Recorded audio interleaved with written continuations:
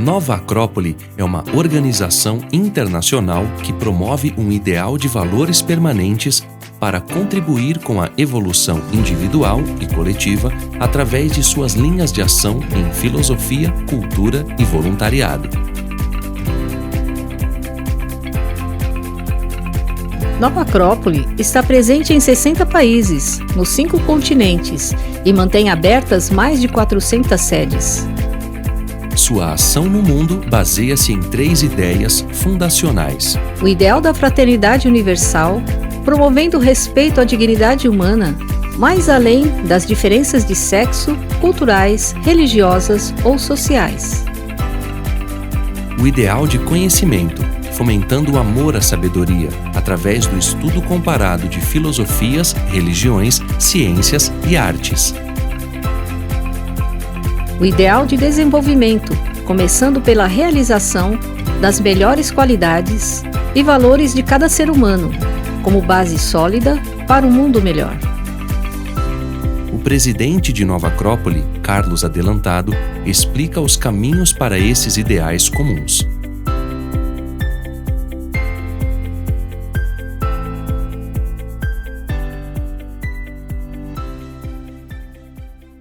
A nivel filosófico, la gran meta es reivindicar la importancia temporal del concepto de filosofía. Hoy es una palabra infravalorada y olvidada en el cajón de lo que resulta incluso un poco molesto. Sin embargo, lo natural es preguntarse acerca del porqué de las cosas que nos han sucedido, o que sabemos positivamente que nos van a suceder. Desde este punto de vista, la filosofía es una herramienta necesaria para dar a la existencia un sentido coherente y para tomar conciencia del verdadero protagonismo que cada ser humano puede asumir en relación a su propia vida. También deseo que la fraternidad se vaya abriendo paso en la vida cotidiana, con una transparente realidad, que sepamos valorar cada vez más lo que nos une, por encima de lo que en apariencia nos separa, y que podamos ir más allá de los reflejos superficiales y siempre cambiantes de las personas y de los acontecimientos. La filosofía nos enseña que a mayor percepción interior de lo esencial, mayor evidencia exterior de lo fraternal. Nos esforzamos para que la cultura tenga más presencia en la sociedad. No me refiero tan solo a que aumente la cantidad de actividades culturales, sino a que realmente la cultura sirva para unir a los pueblos y para comprender las diferentes mentalidades, para que pueda cumplir una función de elevación de la conciencia y de apertura del corazón. Por desgracia, estoy convencido de que algunas de las actitudes de intolerancia y de agresión hacia algunas personas o determinados segmentos de la población obedecen a una falta de cultura, provocada por el desconocimiento de otras formas de expresión de la actividad humana. Con el voluntariado, nuestro trabajo aspira a conseguir que el desarrollo interno de cada voluntario vaya a la par que su entrega inegoísta al bienestar común. Todo esfuerzo, todo servicio en bien de los demás puede aprovecharse para entender de manera más consciente el sentido de la vida y al mismo tiempo crecen una serie de fuerzas interiores como puede ser el valor de la solidaridad, la autoestima, la esperanza en un mejor futuro, la empatía y otras muchas. Pero por encima de todo, aumenta la sensación de libertad y la fuerza de voluntad. Mi gran deseo, entonces, es que las acciones de voluntariado no sean solamente unas buenas acciones, más o menos útiles, sino que las personas que actúan como voluntarias puedan estrechar sus lazos con la vida.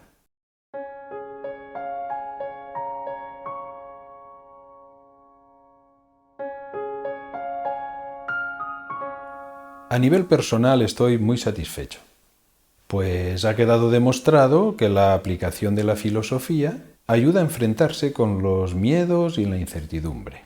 Ahora estamos comprobando que la gente que se acerca a nuestras sedes muestra un mayor interés y una auténtica preocupación por entender la vida y al ser humano.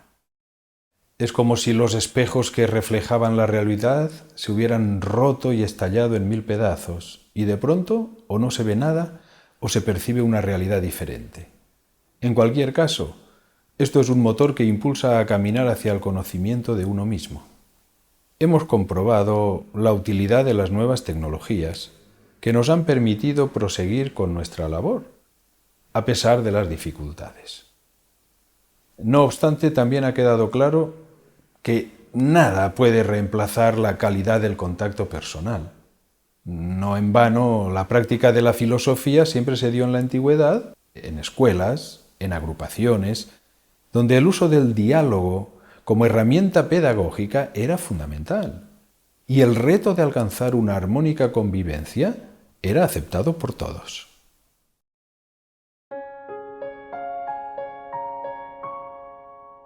Cierto, y no les faltan motivos en muchas ocasiones. Sin embargo, yo creo que una organización puede resultar de mucha utilidad, pues reúne y coordina esfuerzos y voluntades diversas. Eso sí, nunca debemos olvidar los peligros que pueden surgir de ciertas desviaciones en las organizaciones. Considero desviación imponer cierta opinión particular y personal sin diálogo ni comparación alguna posible. Apartarse de los fines y principios para los que fue constituida y aprovecharse de su funcionamiento para conseguir renombre y prestigio social. Algo que considero muy positivo es la gran cantidad de personas que han formado parte de Nueva Acrópolis a lo largo del tiempo.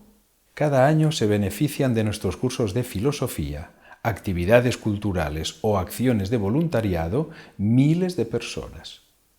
Unas se incorporan a nuestra organización, otras prefieren colaborar esporádicamente y otras, en fin, no desean adherirse. Pero todas estas personas han comprobado nuestros esfuerzos en favor de una sociedad mejor.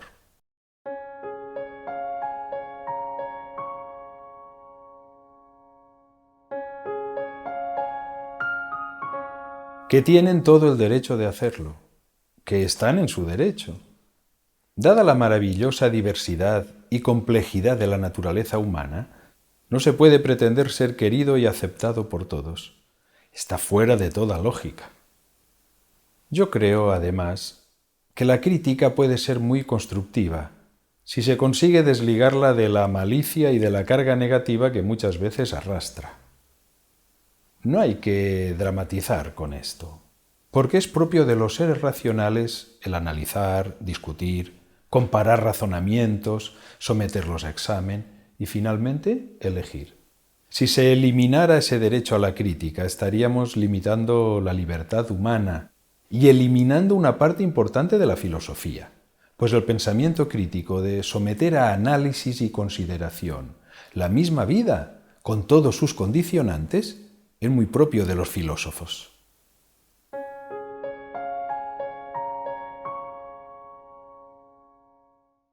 Ciertamente hay que trasladarse al pasado para encontrar este tipo de malentendidos. De hecho, son situaciones que, dada mi edad actual, yo no he conocido de manera directa. Pero, según mi parecer, ha sido un problema de falta de comprensión, tal vez provocado por la complejidad de esta escuela de filosofía a la manera clásica, que trata de aunar la teoría y la práctica en su plasmación, como ideal filosófico que aspira a mejorar el mundo y a los seres humanos, y que desde el principio se vio que era un movimiento capaz de extenderse a nivel internacional. Incluso muchos miembros de Nueva Acrópolis de esas primeras épocas, a los que hay que agradecer su esfuerzo y su dedicación, no entendieron muy bien las características profundas de Nueva Acrópolis. No entendieron que era algo que venía desde el más remoto pasado y que, por tanto, era algo totalmente nuevo y desligado de cualquier comparación con todo lo hasta entonces conocido en el siglo XX. Se cometieron errores, que se han corregido gradualmente. Y esta actitud de autocorrección es válida ahora y en todo momento futuro, pues el espíritu de autocrítica no puede desaparecer de la vida filosófica.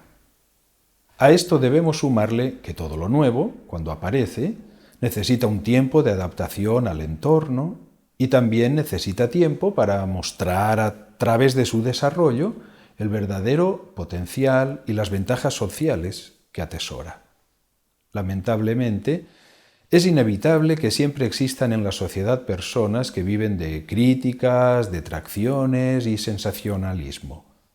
Pero de todas maneras, Las reacciones ante nuestra propuesta filosófica no suponen nada nuevo para una escuela de filosofía de raíces profundas que podríamos denominar esotéricas. Es una constante que se ha repetido a lo largo de los siglos.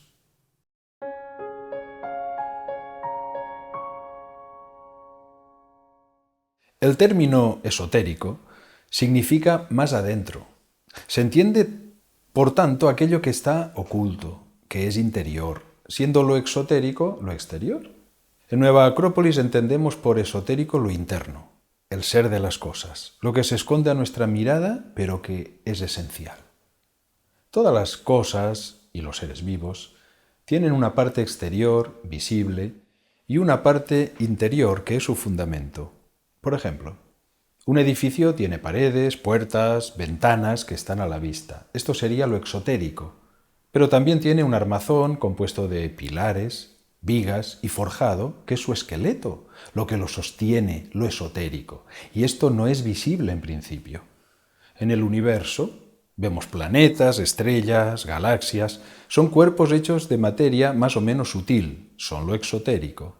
El porqué de su existencia, la vida que anima a estos cuerpos, su finalidad, sería lo esotérico.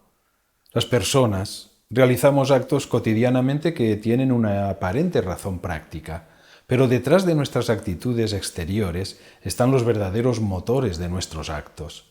Estos motores, que son de orden metafísico, en el sentido de que van más allá de lo físico, conforman la parte esotérica de los seres humanos.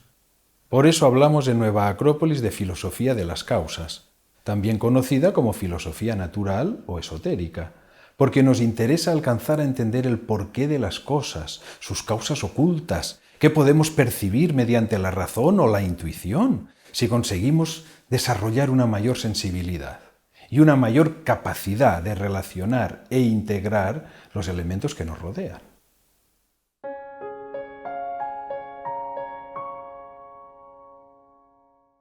¿Y por qué no?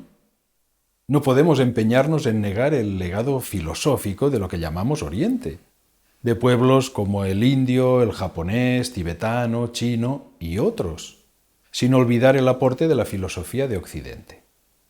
El problema es que todavía existe mucho racismo latente, y no solo en el contexto físico.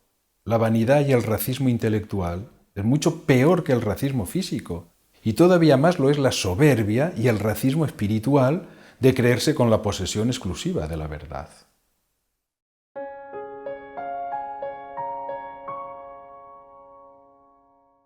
Son grupos integrados por miembros que libremente eligen dedicar tiempo y esfuerzo para apoyar directamente en el funcionamiento vital de las sedes.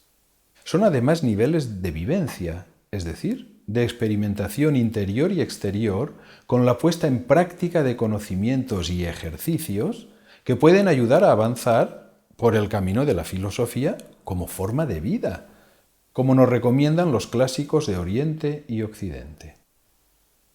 En definitiva, se trata de dar vida a las fuerzas que tenemos dentro y también de conocer y aprovechar las fuerzas de la vida.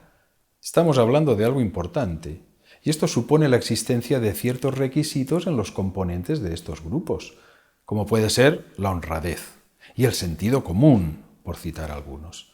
No todos son admitidos, y esto puede provocar una sensación de frustración en aquellos que no son aceptados y ciertas actitudes hostiles, pero es un riesgo que hay que correr.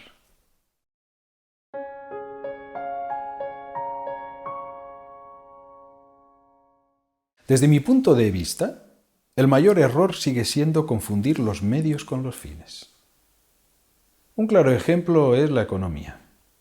La economía debería ser considerada un medio útil y necesario para la creación y conservación de estructuras, pero jamás un fin en sí misma. Tendría que servir para mejorar las oportunidades educativas y conseguir que la educación llegue a más cantidad de población en el mundo. Tendría que servir para aliviar la carga de trabajos pesados, mecánicos y repetitivos. Tendría que servir para dotar de posibilidades de desarrollo a los seres humanos, pero en todos los ámbitos.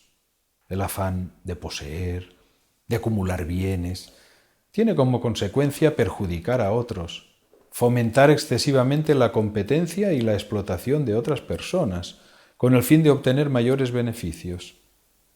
Es nefasto desde la perspectiva humana y de proyección hacia un futuro mejor.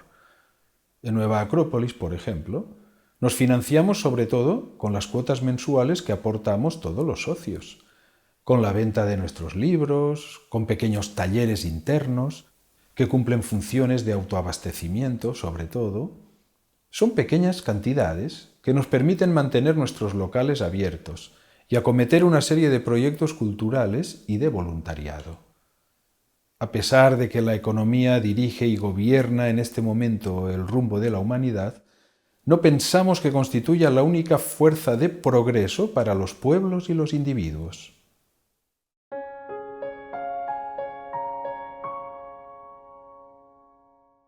Desde hace mucho tiempo esta es la idea dominante que mueve al mundo, y es la idea que ha acabado por imponerse en el campo de la política, de la ciencia, de la economía, de la educación y también, desafortunadamente, de la moral. Ha penetrado en el corazón de nuestros hogares y en el cerebro de la gente. La mentalidad materialista rige la vida de la inmensa mayoría de los habitantes del planeta.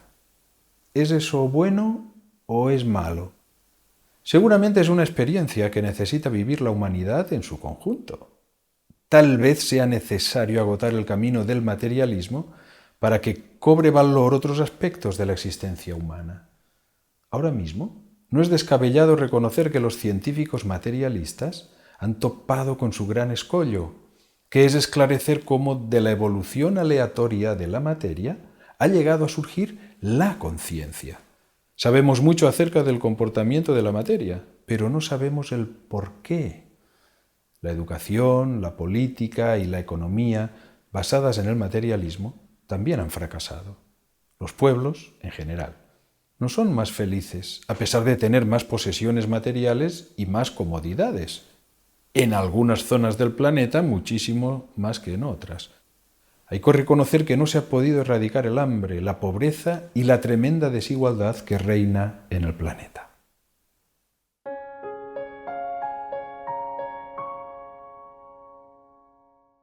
La filosofía puede conjugarse con cualquier faceta propia del ser humano.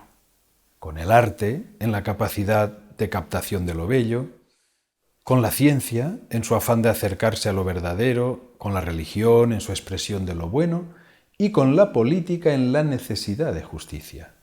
Precisamente, para regular la convivencia en sociedad, se necesita establecer de manera clara los derechos y deberes de los ciudadanos, y ahí entra el concepto de justicia. Ya desde la antigüedad, tanto Confucio como Platón, entre otros, se hicieron eco de esta búsqueda de lo justo, y el diálogo de Platón, La República, es tal vez el escrito más significativo. Lo demuestra el hecho de las frecuentes críticas que recibe y de los grandes elogios e innúmeras referencias que podemos encontrar en obras de autores posteriores, desde contemporáneos de Platón hasta nuestros días. Personalmente, no creo que la intención del filósofo ateniense fuera la de conseguir edificar una sociedad ideal formada por seres humanos perfectos, sino la de aportar reflexiones y posibles soluciones a los numerosos males de los distintos regímenes de las ciudades griegas de su época. De hecho, en las leyes, un diálogo posterior modifica algunos argumentos de la República.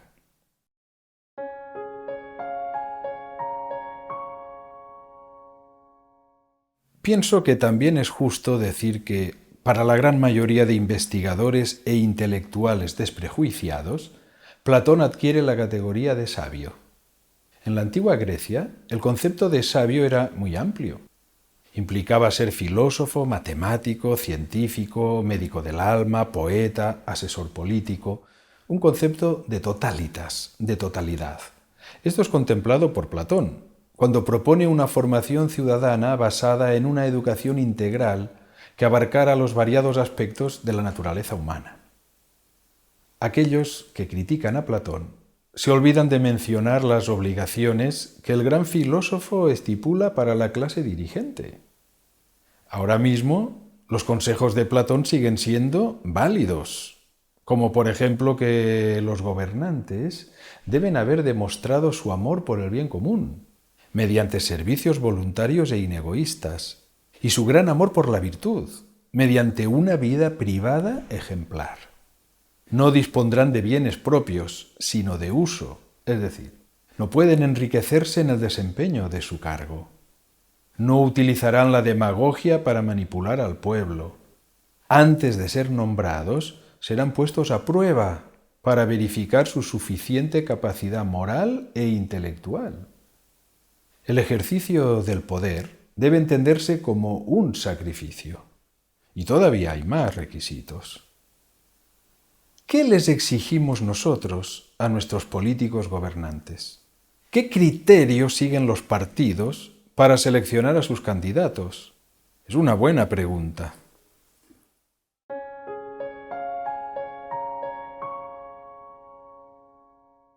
Sin ninguna duda, tal como puede mejorarse todo lo que existe sobre la faz de la Tierra. En mi opinión, se debería realizar un verdadero esfuerzo por avanzar en la consecución del bien común, más allá de los intereses partidistas de uno u otro sector. Los enfrentamientos, a veces casi irracionales entre las distintas facciones, ocasionan una serie de marchas y contramarchas que retrasan el avance general. El afán por descalificar al adversario, la falta de ética a la hora de cumplir con las promesas electorales, la malversación y dudosa financiación de muchos de los partidos y la escasa preparación de algunos candidatos es algo que sin duda se puede mejorar. También hay que prestar mucha atención a la mejora de la educación, porque es el sistema que más necesita de ella, dado que el ciudadano puede elegir periódicamente en las urnas. Para pensar y decidir, todos necesitamos una educación continua. Y sobre todo, se necesita para dirigir a otros. El profesor Jorge Ángel Libraga, fundador de Nueva Acrópolis, enseñaba que los sistemas son buenos si los seres humanos que los componen son buenos, y dejan de serlo cuando los seres humanos que los conforman se vuelven corruptos e ineficaces.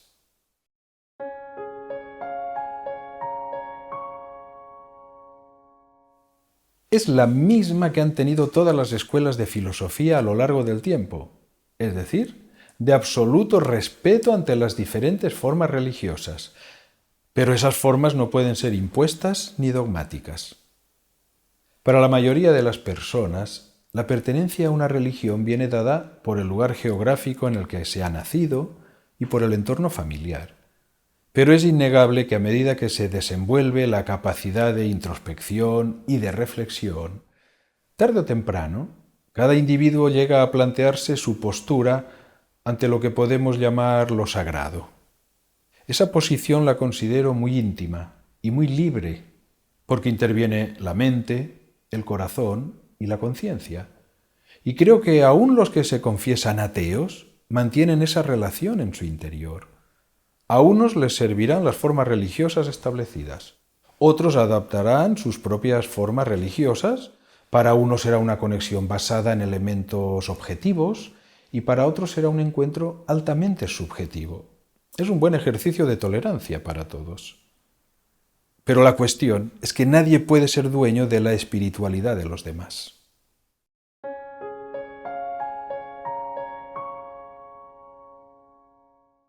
Es posible que forme parte de la conexión con ese mundo inteligible y superior del que hablaba Platón. Hay que tener en cuenta que la lógica y sus mecanismos tienen sus limitaciones, propias de un mundo lineal. Pero en una realidad no lineal, las características del tiempo y del espacio son modificadas, y en consecuencia, la conciencia es afectada de manera diferente. Hay un aumento y expansión de la conciencia, que repercute en una captación más profunda y sutil de la realidad. No me refiero al subconsciente ni al inconsciente, sino, si se me permite la expresión, al supraconsciente, una dimensión superior de la conciencia, donde cobra vida un conocimiento sin intervención de los sentidos y donde las experiencias actualizadas están bajo el completo dominio del individuo. Los símbolos nos ayudan a ejercitar las analogías que los relacionan con las ideas superiores.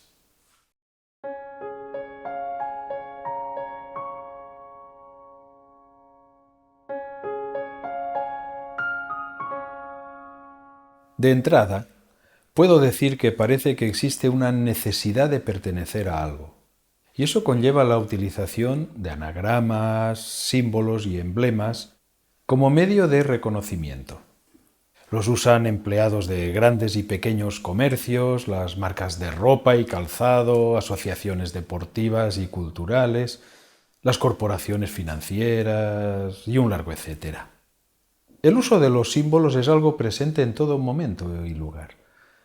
Pero también es posible que todos sepamos de manera natural e innata que necesitamos alcanzar estados elevados de conciencia, intuitivos, que nos permitan ir más allá de los límites del plano conceptual. Quizá porque el mundo simbólico conforma la gran diferencia evolutiva que distingue a los seres humanos de otros reinos. El imaginario simbólico está presente cuando nos casamos, cuando acabamos los estudios, cuando alguien nace y viene al mundo, le ponemos un nombre y lo despedimos al final de su vida, todo de manera simbólica. La gente lleva anillos, collares, ropas y colores, incluso los tatuajes, tan de moda hoy en día, son un acercamiento al mundo de los símbolos. Como podemos comprobar, algo tan humano como la risa y el llanto no pueden comprenderse si eliminamos su trasfondo simbólico. Hay que tomar en cuenta que hay símbolos que tienen idéntico significado en todas las civilizaciones a lo largo de la historia. La mano abierta o cerrada, la rueda como construcción y como ciclicidad, el fuego en relación a la sabiduría, el águila como mensajero, el sol como señor del cielo. Como curiosidad, me llama la atención la buena acogida que tienen entre el público las series y películas en las que los guionistas emplean este lenguaje simbólico. También en Nueva Acrópolis usamos símbolos según la actividad que estamos realizando. Deportes, voluntariado, talleres artísticos, artes marciales y filosofía propiamente dicha. En nuestra escuela de filosofía dedicamos mucho tiempo a analizar los símbolos relacionados con lo sagrado en diferentes civilizaciones. Y en nuestras celebraciones filosóficas de las estaciones del año también están presentes los símbolos relacionados con la primavera, con el verano, el otoño y el invierno.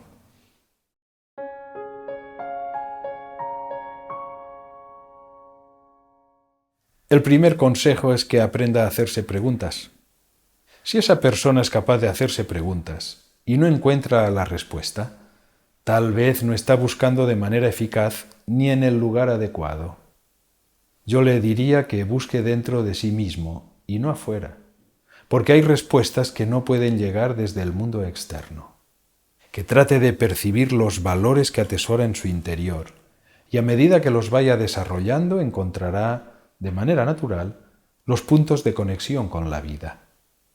Porque aquí hay otra cuestión, no menos importante. Si la vida tiene sentido, y vamos a suponer que lo tiene, ¿cómo podemos percibir ese sentido de la vida? ¿Con qué tipo de sentidos? Es obvio que necesitamos desarrollar algunas fuerzas latentes. Por ejemplo, el poder de percibir el sentido de la vida.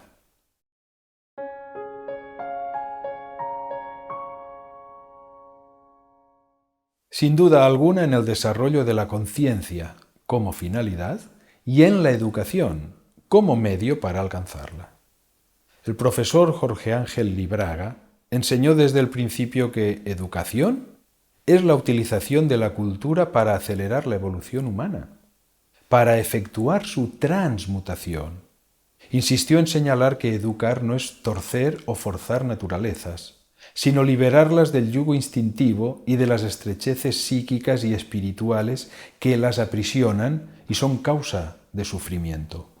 Y esto es posible, porque todo ser humano nace con determinadas potencialidades y cualidades latentes que puede desarrollar si se le educa de la manera adecuada.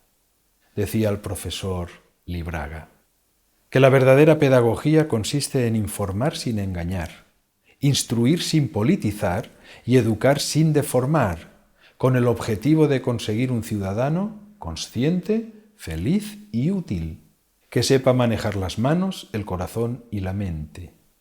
Y quizás también pueda actualizarse un elemento superior a lo estrictamente mental, como puede ser la imaginación y la intuición, para conocer el mundo donde viven los grandes ideales, las ideas arquetípicas, los más puros sueños.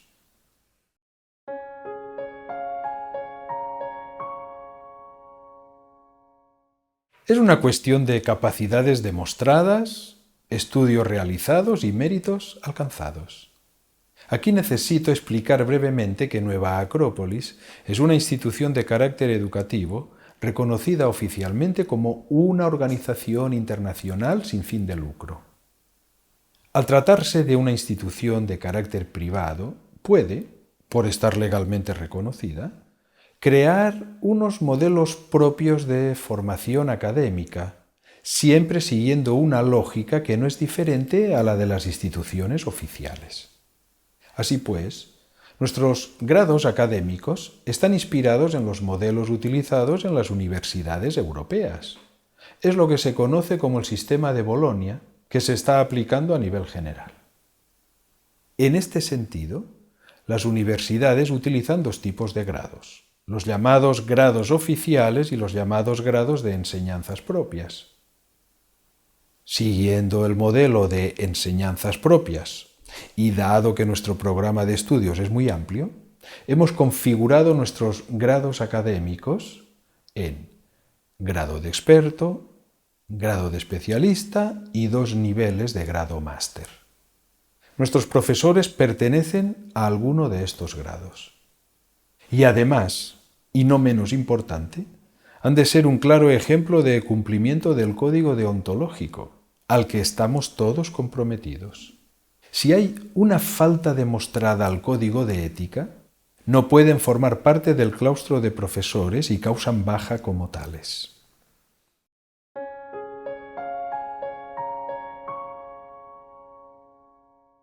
De todos los éxitos y logros que se han acumulado en los 65 años de vida de este ideal filosófico, voy a resaltar el haber conseguido que la convivencia y la fraternidad sea una realidad en miles de jóvenes de los 5 continentes, pues Nueva Acrópolis está conformada por mujeres y hombres de todas las razas, de diferentes culturas y creencias religiosas o de ninguna, de todas las condiciones sociales.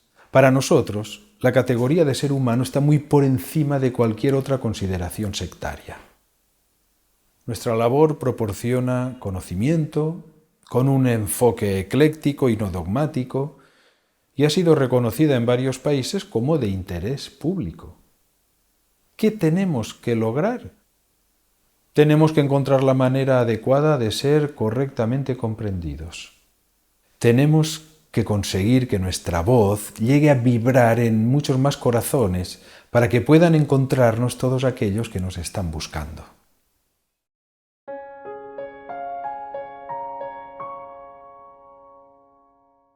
Entonces voy a acabar hablando de filosofía, porque ya sabemos que en un universo curvo los principios y los finales convergen. Y vuelvo a afirmar su necesidad y su utilidad. Filosofía es establecer una relación verdadera entre los conocimientos objetivos que tenemos del mundo y la subjetividad de nuestra parte interna, que no por ello es menos real, más bien es otra realidad. Una relación verdadera es que los actos respondan a una manera de sentir y de pensar, y ese sentir y pensar debe ser acorde a la unión y síntesis de nuestras experiencias objetivas y subjetivas, es decir, a nuestra experiencia de la vida. Esto implica que, con una correcta actitud, la filosofía particular de cada ser humano mejorará con el tiempo, pues nuestras experiencias de vida también pueden ser cada vez más profundas y más sutiles. Nueva Acrópolis es un campo de experimentación, externo e interno, que ofrece la posibilidad de mejoramiento individual y de mejoramiento colectivo. Nueva Acrópolis es un mundo pleno de posibilidades, tal como la vida misma es filosofía en acción.